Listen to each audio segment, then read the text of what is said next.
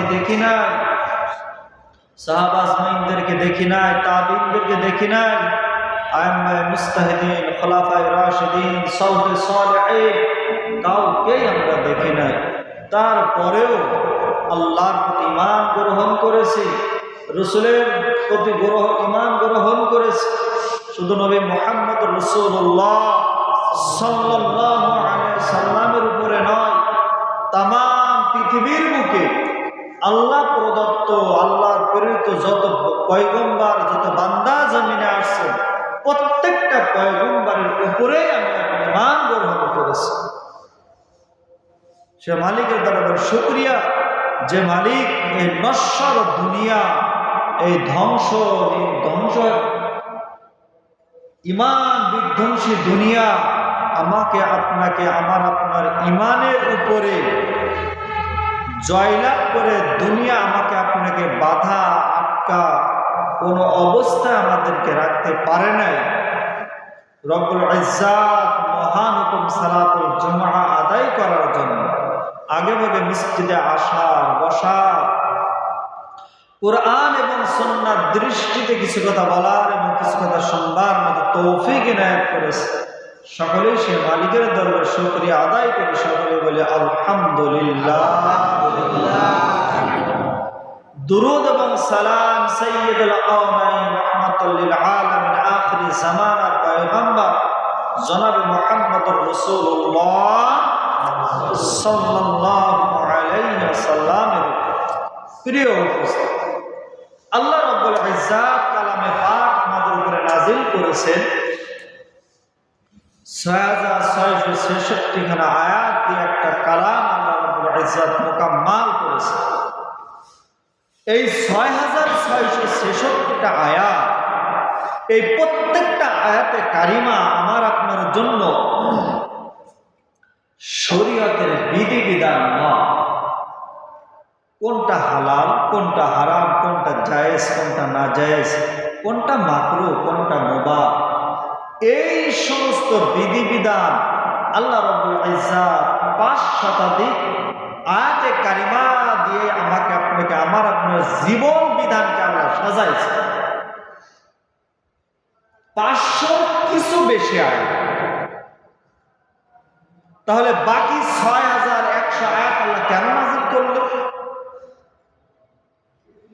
দুনিয়া শুরুলগ্ন থেকে যখনও আল্লাহ দুনিয়া সৃষ্টি করেন না, আলমে আরওয়াহ থেকে শুরু করে জান্নাত জাহান্নাম সর্বশেষ ফয়সালা কি হবে, এর ভিতরে যত ঘটনা আছে, প্রত্যেকটা ঘটনা, প্রত্যেকটা কাহিনী, প্রত্যেকটা কিচ্ছা আল্লাহ রাব্বুল ইজ্জাত কোরআনকে কাসাসুল আম্বিয়া একটা বই আছে। তো আল্লাহ রাব্বুল ইজ্জাত 1 লাখ মতান্তরে 2,24,000 পয়গম্বর জমিনে আনছেন। এর ভিতর থেকে 25 জন পয়গম্বরের নাম আল্লাহ রাব্বুল ইজ্জাত কালামুল্লাহ শরীফের ভিতরে আনছে। তাহলে কিছু সংখ্যক পয়গম্বরের নাম কালামে পাকের ভিতরে আছে, আর অন্য আম্বিয়া কিরাম আলাইহিস সালামদের নাম আল্লাহ রাব্বুল ইজ্জাত কালামে পাকের ভিতরে আনেন না। তার অর্থ এই নয় যে এই 25 জন আম্বিয়া কিরাম ব্যতীত আর কোন আম্বিয়া কিরামের উপরে আমরা ঈমান গ্রহণ করব, এই কথা বলার সুযোগ আমি আমার পিতা ইন্তেকালের মাধ্যমে আমি আমার পৈতৃক সম্পত্তির মালিক হয়েছি। আমার বাবা যেটা উপার্জন করে গেছে আমি শুধু সেইটার মালিক হই নাই, আমার বাবা যাদের থেকে পৈতৃক সূত্রে পেয়েছে আমি কিন্তু সেটারও মালিক। আমার দাদার থেকে আমার বাবা পাইছে, বাবার থেকে আমি পাইছি। কই এই কথা তো আমি কোনোদিন বলি নাই যে এই সম্পদের মালিক তো আমি না, কারণ এটা তো আমার আব্বা উপার্জন করে না। কোনোদিন বলছি? বলি নাই। তো আল্লাহ রাব্বুল ইজ্জাত বিভিন্ন জায়গায় আমার আপনার ঈমান, আমার আপনার আকীদা, আমার আপনার বিশ্বাস এটা প্রগাঢ় হওয়ার জন্য আল্লাহ রাব্বুল ইজ্জাত বিভিন্ন জায়গায় আম্বিয়া কিরাম আলাইহিস সালাতু ওয়াস সালামদের ঘটনা কালামে পাকের ভিতরে উল্লেখ করেছে যে ও আমার বান্দা আর বান্দিরা, তোমরা এইটা মনে করো না যে যত কষ্ট মনে সব আমাদের, যত কষ্ট সব আমাদের, এইটা মনে করার কোনো সুযোগ নাই।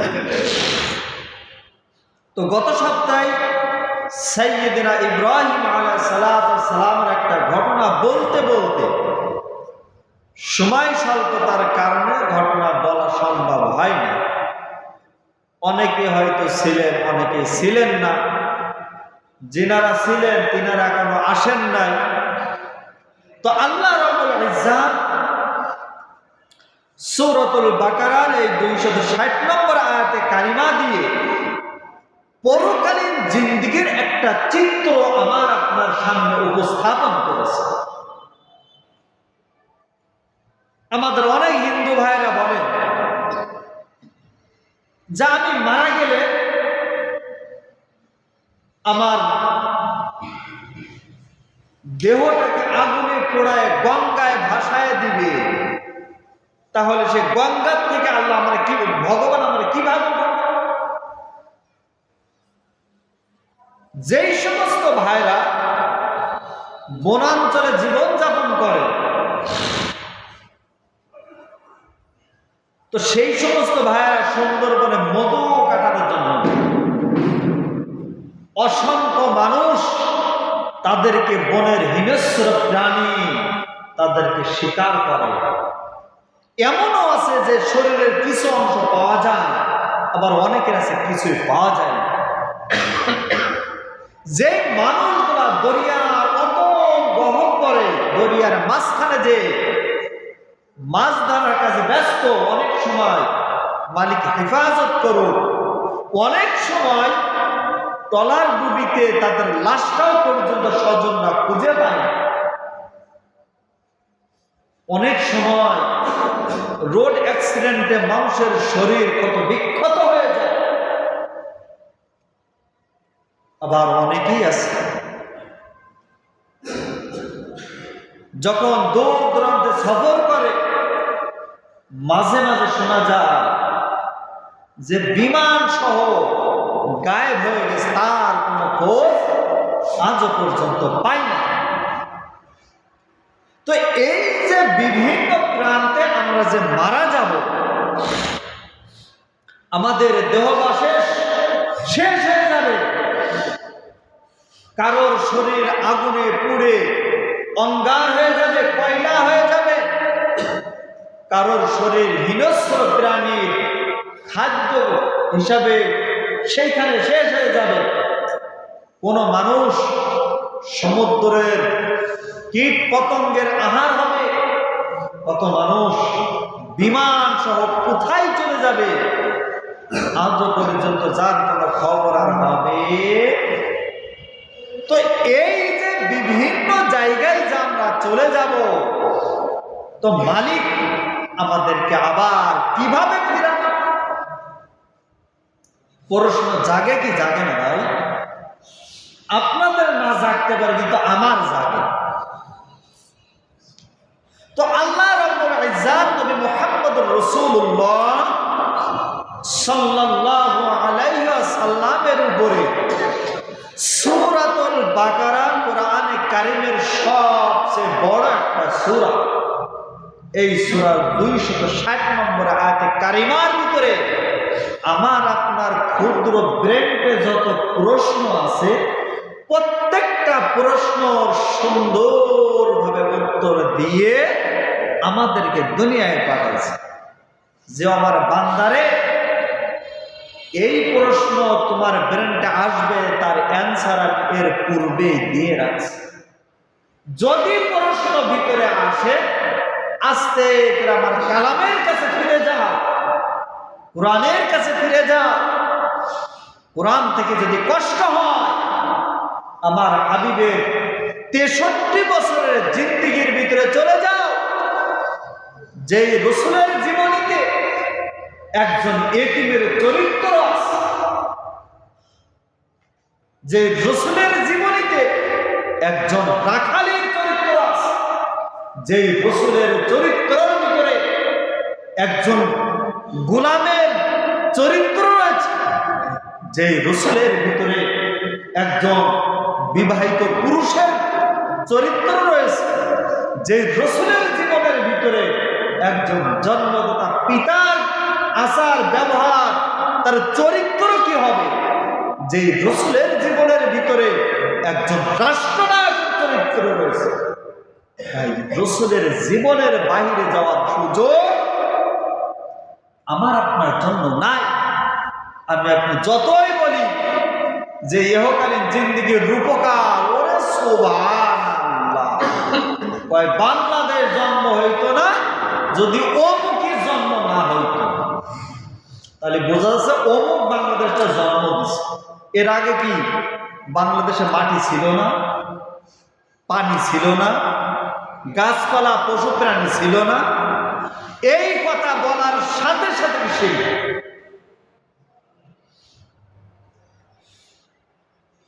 আল্লাহ রাব্বুল ইজ্জাত দুনিয়ায় সমস্ত কিছু করবেন, কিন্তু নিজে এসে করবেন না, কোনো কিছুর মাধ্যমে করবেন। আল্লাহ রাব্বুল ইজ্জাত কালামে পাকের ভিতরে আমরা পরকালীন জিন্দেগিতে যে আবার উদিত হব, কিভাবে হব, আল্লাহ কিভাবে করবে, তার একটা জিওগ্রাফি, তার একটা বাস্তব চিত্র আল্লাহ রাব্বুল ইজ্জাত কালামে পাকের আয়াতে কারিমার ভিতরে সে কথায় বর্ণনা করেছে। সাইয়্যিদনা ইব্রাহিম আলাইহিস সালাতু ওয়াস সালাম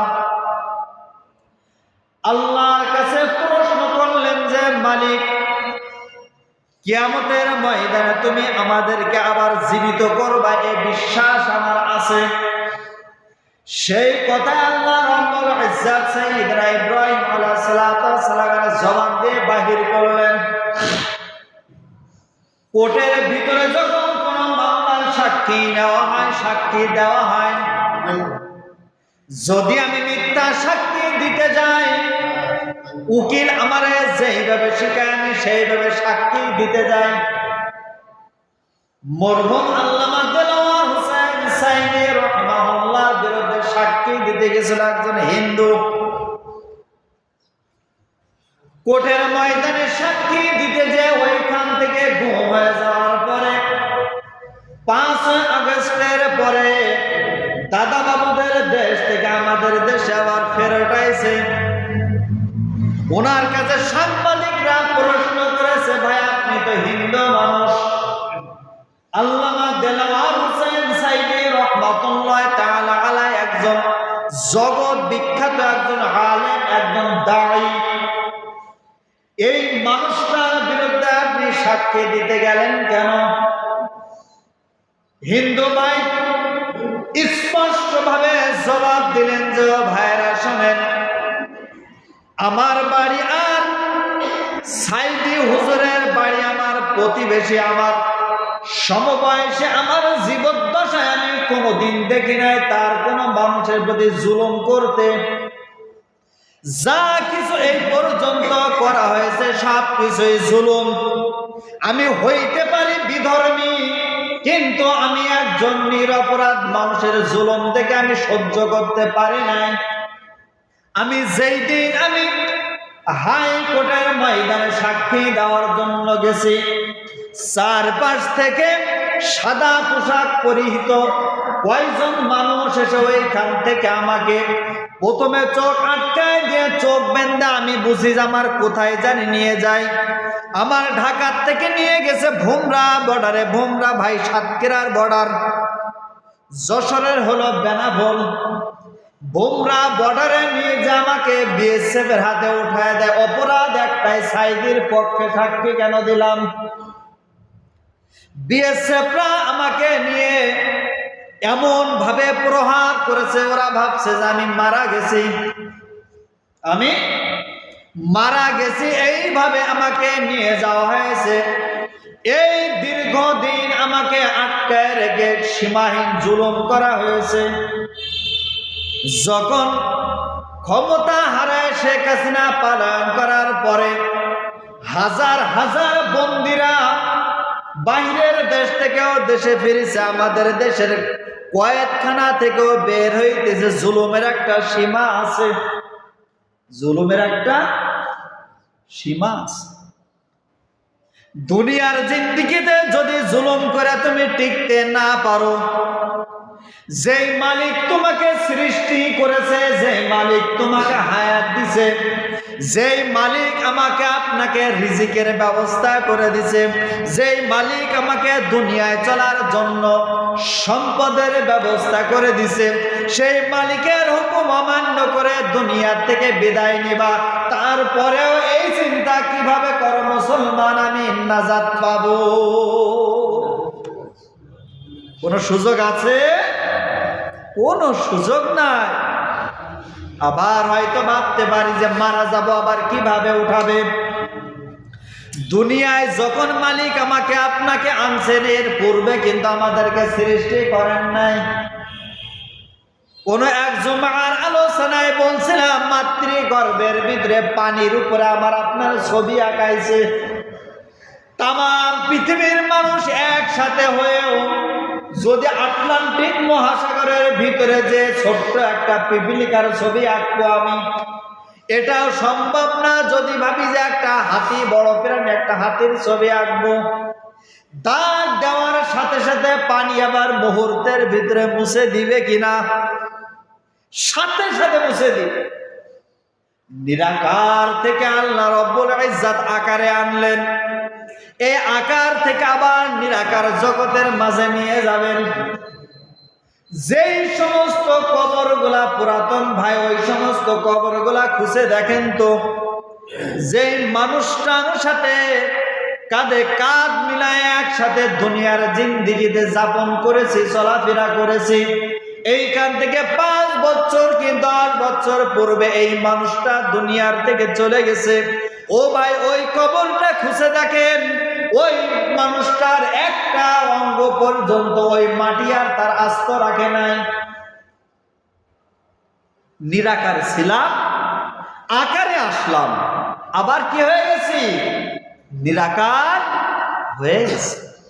আল্লাহ রাব্বুল ইজ্জত নিরাকার থেকে আকারে আনলেন, আবার নিরাকার করলেন। দুনিয়ার জমিনে একটা বডি পেয়েছি, সুস্থ একটা শরীর পেয়েছি, সেইখান থেকে নিরাকার হয়ে গেলাম। যেই মালিক নিরাকার থেকে আকারে আনতে পারে ভাই, এই মালিক যে আবার আমার আপনার আকার থেকে নিরাকার করে আবার আকারে আনবেন, এটা কিন্তু সম্ভব। কি সম্ভব না? আল্লাহ রাব্বুল ইজ্জত সেই কথাটাই বললেন এই আয়াতে কারিমার ভিতরে, যে বান্দারে শয়তানের ওয়াসওয়াসায়, শয়তানের কুমন্ত্রণায় পড়িও যাইও না। শয়তান তোমাকে জাহান্নামে নেওয়ার জন্য টানতে থাকবে, আর আমি মালিক তোমার জন্য জান্নাত তৈরি করে রাখছি। তুমি কোন দিকে যাইতে চাও? যদি জান্নাতের দিকে যাইতে চাও তাহলে আমার রাস্তায় হাঁটো, আর যদি জাহান্নামের দিকে যাইতে চাও তাহলে শয়তানের পদঙ্ক অনুসরণ করো। রাস্তা দুইটা আমার আপনার সামনে। অনেকেই ভাবি জোরে সুবহানাল্লাহ, বয়স তোমার সবে মাত্র 30, সবে মাত্র 40, 60 বছরের পরে ইবাদত, একটা ওয়াক্ত নামাজ তো ছাড়বই না, কোন একটা ইবাদত আমি 60 বছর গেলে আর ছাড়ব না। ভাই 60 বছর পর্যন্ত আমার হায়াত আছে, এই শিওরিটি কেউ দিতে পারবেন? আমি কি আপনাদের দিতে পারবো? লা ইস্তাখিরুনা সাআতান ওয়া লা ইস্তাকদিমুন। হায়াতের জিন্দেগি মালিক যতটুকু দিছে, এক জাররা পরিমাণ সময় সামনেও যাবে না, এক জাররা পরিমাণ পূর্বেও হবে না। আকার থেকে নিরাকার হয়ে যাব। আল্লাহ রাব্বুল ইজ্জত সেই কথাটা সাইয়্যিদানা ইব্রাহিম আলাইহিস সালামের মাধ্যমে প্রকাশ করাইলেন। وَإِذْ قَالَ إِبْرَاهِيمُ رَبِّ أَرِنِي كَيْفَ تُحْيِي الْمَوْتَى ও আমার প্রভু, ইন্তেকালের পরে আবার তুমি কিভাবে জিন্দা করবা মুর্দাদেরকে, আমি একটু দেখতে চাই। কি একখান প্রশ্ন যে আল্লাহ দুনিয়ায় তো আনলা, খুব ভালো কথা, মারা যাব, নিরাকার হয়ে যাব, তুমি আবার কিভাবে উঠাইবা মালিক? যদি একটু দেখাই, যদি একটু দেখাই। ক্বালা আওয়ালাম তুমিন, ক্বালার ফাইল আল্লাহ। আল্লাহ রাব্বুল ইজ্জাত বললেন যে ও ইব্রাহিম, আওয়ালাম তুমিন, তোমার কি অবিশ্বাস হয় আমি যে তোমাদেরকে আবার জিন্দা করব, এই ব্যাপারে তোমার কি অবিশ্বাস হয় ইব্রাহিম? তোমার কি বিশ্বাস হয় না? আওয়ালাম তুমিন, তোমার কি বিশ্বাস হয় না? দেখবেন বাচ্চারা অনেক সময় অনেক প্রশ্ন করে, যেই সমস্ত প্রশ্ন শুনলে আমরা হাসি, আমরা মনে করি যে ও মনে হয় বোঝে না। যদি বুঝতো তাহলে কি এই প্রশ্ন করত? কোনদিন করত না। তো আল্লাহ রাব্বুল ইজ্জাত সে কথায় বললেন, আলাম তুমিন, তোমার কি বিশ্বাস হয় না রে ইব্রাহিম? ক্বালা বালা, ক্বালার ফাইল ইব্রাহিম আলাইহিস সালাতু ওয়াস সালাম। ক্বালা বালা, ইব্রাহিম আলাইহিস সালাতু ওয়াস সালাম বললেন যে ও মালিক, আমার তো বিশ্বাস হয়, আমার বিশ্বাস আছে, তুমি করবা পারবা, আমার এই বিশ্বাস আছে। তাই বিশ্বাস যদি থাকে তাহলে এই প্রশ্ন করলে কেন? বিশ্বাস যদি তোমার হয় তাহলে এই প্রশ্ন করলে কেন ইব্রাহিম? আল্লাহর পয়গম্বর সে কথার জবাব দিচ্ছেন, ওয়ালাকিন লিয়াতমাইন্না কলবি, ও মালিক তুমি যে পুনরায় জিন্দা করতে পারবা এই বিশ্বাস আমার আছে। ও মালিক, কিন্তু আমার নিজের ইতমিনানের জন্য আমি প্রশ্ন করেছি। দেখেন না, ঈদের সময় রোজা 15টা যাইতে দেয় না, সন্তানাদের বাহানা শুরু, আব্বু ঈদের ড্রেস দিবা না, আব্বু এই দিবা না। আরে বাবা দেব তো, তাই ঈদ আসুক থাম না বাবা দাও, আর দেব তো, ঈদ এখনো কোথায়, বাহানা শুরু। আল্লাহ রাব্বুল ইজ্জাতের শানে ইব্রাহিম সাল্লাল্লাহু সাল্লাম সেই বাহানা করলেন। ক্বালা বালা, ইয়া রাব্বুল ইজ্জাত, আমার বিশ্বাস আছে তুমি পারবা এবং করবা।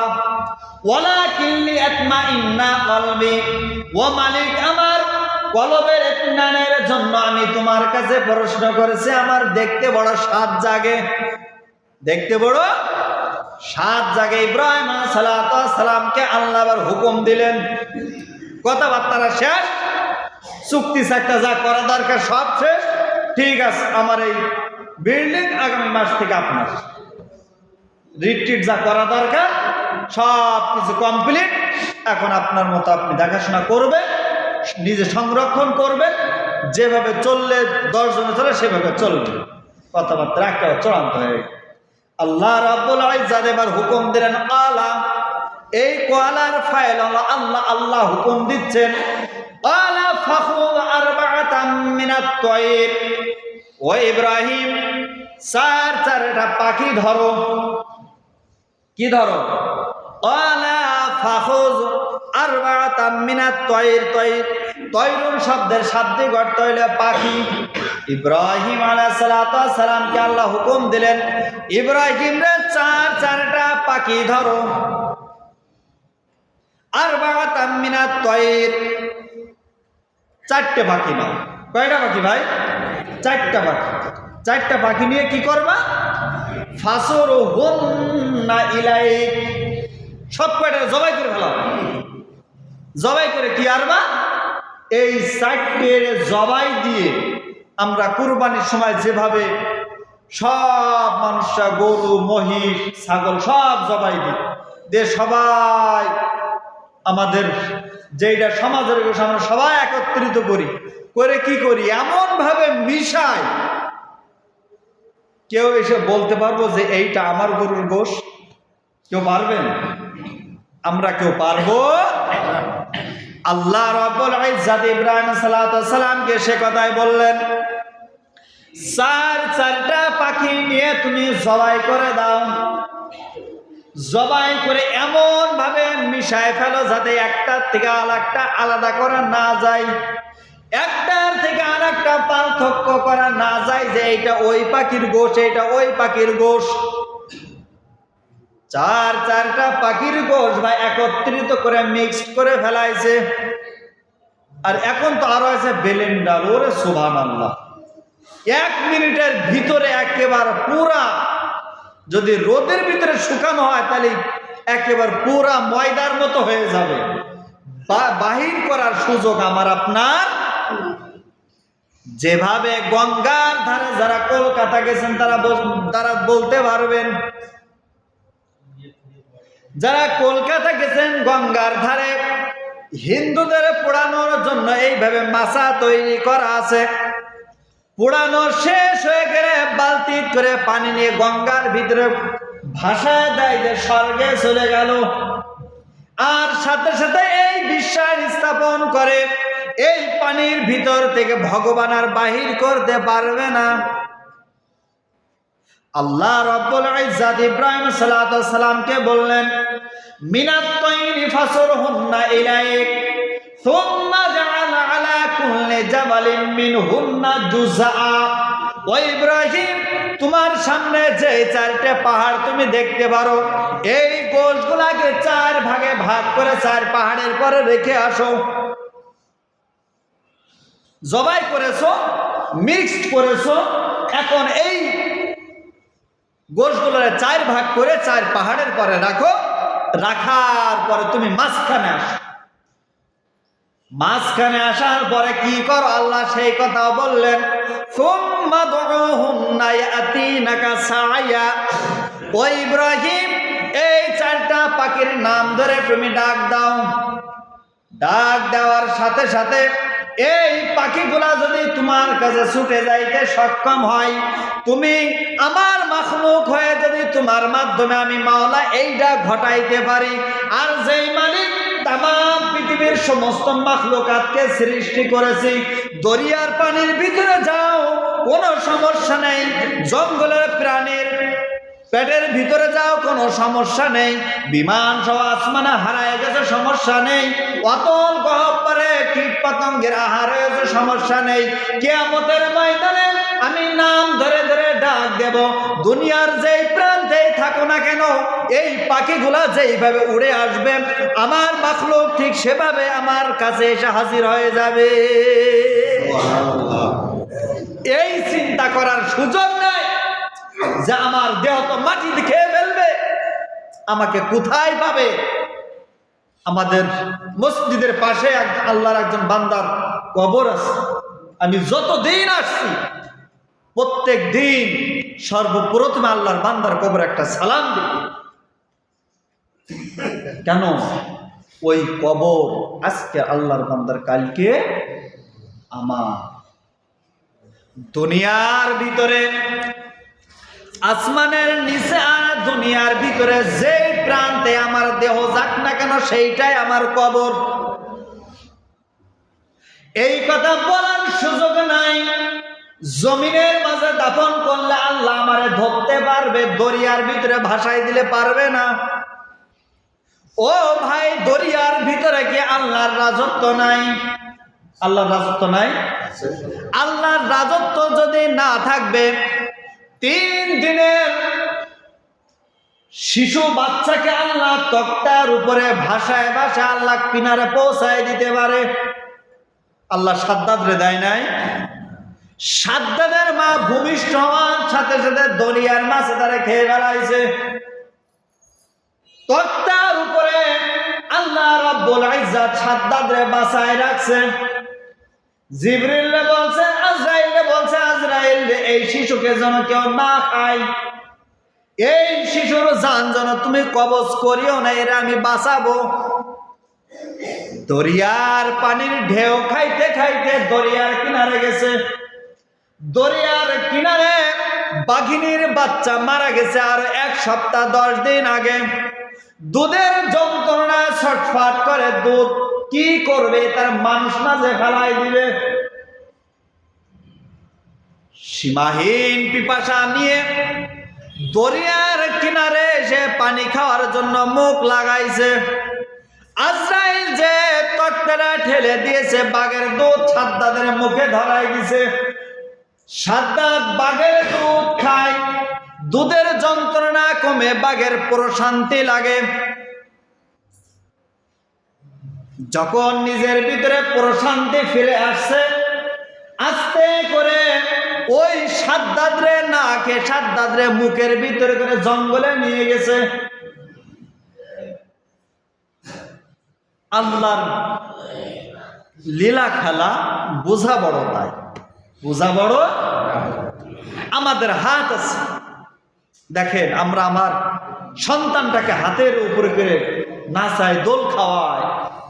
বাঘ সিংহ কত বড় হিংস্র প্রাণী, আল্লাহ তাদের তো হাত দেয়। যেই মুখ দিয়ে, যেই দাঁত দিয়ে আমাকে আপনাকে ছিঁড়ে খাবে, এই দাঁত দিয়ে নিজের সন্তানকে মুখে করে জঙ্গলের এই প্রান্ত থেকে ওই প্রান্তে নিয়ে যায়, কোনোদিন ভক্ষণ করে। আল্লাহ রাব্বুল ইজ্জত দরিয়ার মাঝখানে যে সাদ্দাদরে বাঁচাই দিলেন, এই কথা চিন্তার কোনো অবকাশ নাই যে দরিয়ার ভিতরে ভাসাই দিলে আল্লাহ আমরা খুঁজা পাবো না। আগুনে পোড়াই দিলেন, আমি গঙ্গার পানিতে মিশে গেলাম, আল্লাহ আমরা খুঁজা পাবো না, এই কথা বলার সুযোগ নাই। নমরুদ ইব্রাহিম আলাইহিস সালামকে আগুনের ভিতরে ফেলাইছে, আল্লাহ রাব্বুল ইজ্জত হুকুম দিছে, ও আগুন তুমি আমার মাখলুক ইব্রাহিম, আমার আশরাফুল মাখলুকাত, এই আশরাফুল মাখলুকাতের মর্যাদা তামাম পৃথিবীর সমস্ত মাখলুকাতের উপরে। এই আগুন আমরা জ্বালাই আবার নিভাই, যেই সাপে দংশন করলে আমি মারা যাব সেই সাপ নিয়ে আমি খেলা দেখাই, যেই হিংস্র প্রাণী আমাকে দেখলে ছিঁড়ে বুড়ে খেয়ে ফেলবে তার গলায় রশি নিয়ে আমি ঘুরে বেড়াই, যেই হাতির একটা অঙ্গের সমান আমি না, সে হাতির মাথার উপরে বসে লোহার শিক দিয়ে টান দিই যখন আমার কথা শোনে না। এই কথা চিন্তার অবকাশ নাই যে আগুনে জ্বালাই দিলে আমাকে খুঁজা পাবো না। ও বান্দা, যদি আগুনের ভিতরে জ্বালাই দিলে খুঁজা না পাই, ওই আগুনের ভিতরে আল্লাহ রাব্বুল ইজ্জত ইব্রাহিমকে ফুল বাগিচা বানাই দিতে পারে, দরিয়ার ভিতরে সাদ্দাদরে জ্বালাই দিতে পারে, কি পারে না? যে রব্বুল ইজ্জত দুনিয়ার জমিন থেকে ঈসা আলাইহিস সালামকে আসমানে নিয়ে যাইতে পারে, দুনিয়ার প্রত্যেকটা জায়গায় আল্লাহ রাব্বুল ইজ্জতের আল্লাহ রাব্বুল ইজ্জতের ক্ষমতা এবং কুদরত সমস্তটাই বিদ্যমান। এই কথা চিন্তা করার কোনো অবকাশ নাই। দুনিয়ার অমুক জায়গায় যদি আমি যেতে পারি আমার হিসাব হবে না, এই কথা ভাবার সুযোগ আমার আপনার সামনে নাই। রাস্তা একটাই খোলা আছে, রাস্তা একটাই খোলা আছে, সেটা হলো ইহদিনাস সিরাতাল মুস্তাকিম, আল্লাহর দেখানো রাস্তা। বান্দা, দুনিয়ায় শান্তি চাও, সিজদায় পড়ে যাও। নিজের ভিতরে ইতমিনান চাও, সিজদায় পড়ে যাও। দুনিয়ায় ভালো থাকতে চাও, সিজদায় পড়ে যাও। কবরের আযাব থেকে নাজাত পেতে চাও, সিজদায় পড়ে যাও। ফুলসিরাত পার হইতে চাও, সিজদায় পড়ে যাও। দুনিয়া এবং আখিরাত উভয় জগতে যত কামিয়াবি আছে, প্রত্যেকটা কামিয়াবি মালিক এই কপালের সিজদা আর আমার আপনার যাই নামাজ। এর বাইরে পৃথিবীর যেখানেই যাবে শান্তি কোথাও। হয়তো আমরা মনে করি জোরে বাবা, আমেরিকা দুনিয়ার ভিতরে সবচেয়ে বড় ক্ষমতাধর রাষ্ট্র, যে দেখে গতকালকে নিউজে দেখলাম যেইখানে আগুন নিভাইছে 2 দিন আগে, মাটির নিচের থেকে সেইখানে আবার কোনো আগুন জ্বলে উঠছে। যাও দেখো, ইসরায়েল মুসলমানদেরকে মারো আমেরিকার টাকা নিয়ে, আর আমেরিকা বাহাদুরি করে আমাদের টাকা নিয়ে ইসরায়েলে আগুন জ্বলছে। যাও, শান্তি কোথাও নাই, একমাত্র শান্তি সিজদার ভিতরে। আমরা সেই শান্তি ছেড়ে দিয়ে দুনিয়ার পিছনে দৌড়াই, এমন ভাবে দৌড়াই যেই দৌড়াইতে দৌড়াইতে আমার জীবন যৌবন সব শেষ। পরিশেষে কি ব্যাপার? আমার অবস্থান হলো বৃদ্ধাশ্রম। আজকের নিজের সন্তানকে আপনি উচ্চ শিক্ষায় শিক্ষিত করবেন, আলহামদুলিল্লাহ। আমার রাষ্ট্র চালানোর জন্য ডক্টরের দরকার আছে, পাইলটের দরকার আছে, ইঞ্জিনিয়ারের দরকার আছে, সব কিছু দরকার। কিন্তু কসম খোদার একটা কথা বলতে পারি, জীবনের শুরুতে আপনার সন্তানের সিনায় আল্লাহর কালামের ছোঁয়া দিয়ে দেন, জীবন চলে যাবে। আপনার বেইজ্জতি কোনোদিন করবে অসম্ভব। অনেক বৃদ্ধাশ্রমে গেছে, আজও পর্যন্ত কোনো বৃদ্ধাশ্রমে দেখি নাই কোন হাফেজে কোরআনের বাপ মা সেইখানে পড়ে আছে, কোন উলামায়ে হক তার বাপ মা পড়ে আছে, আজও পর্যন্ত দেখি নাই। ওইখানে দেখি নাই কোন মুফতিয়ানি কেরামের বাপ মা সেইখানে পড়ে আছে। সব পড়ে আছে কে? ছেলে কর্নেল, ছেলে ডিসি, ছেলে ওসি, ছেলে এসপি, ছেলে বিদেশি ডক্টরেট করে সেইখানে সেটেল। ওহো, কপাল পোড়া। অথচ আল্লাহ রাব্বুল ইজ্জত রাসূল আকরাম সাল্লাল্লাহু আলাইহি সাল্লামের মাধ্যমে বলছেন যে আল জান্নাতু তাহতা আকদামিল উম্মাহাত। ও আমার উম্মতের উম্মতেরা, জান্নাত কোথায় খোঁজো? তোমার পিতা মাতার পায়ের নিচে তোমার জন্য জান্নাত। তোমরা মাটি দেখো, আমার আল্লাহ আমার রাসূল পিতা মাতার পায়ের নিচে আল্লাহর জান্নাত দেখে। জান্নাত খুঁজতে তুমি অত দূরে যেও না। এজন্য যেই দিন চলে গেছে এই দিন আর ফিরে পাবো না। যেই দিন চলে গেছে এই দিন আর ফিরে পাবো না। আল্লাহর দরবারে খালেস দিলে তওবা করে ফিরে আসি ভাই। এই জীবন এখন আছে, মুহূর্তের ভিতরে আমি লাশ হয়ে যাই। কিন্তু পরকালীন জিন্দেগিতে আল্লাহর দরবারে কি জবাব দেব?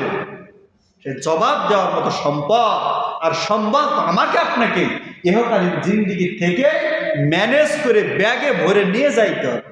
কেউ ব্যাগে ভরে দিয়ে আসবে না। আমার বাজার আমাকেই নিতে।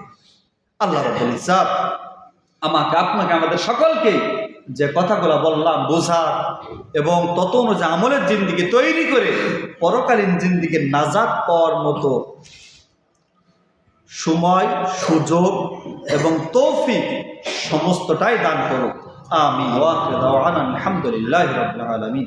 আমরা মসজিদের কালেকশনটা দ্রুত শেষ করে ফেলি। আল্লাহ।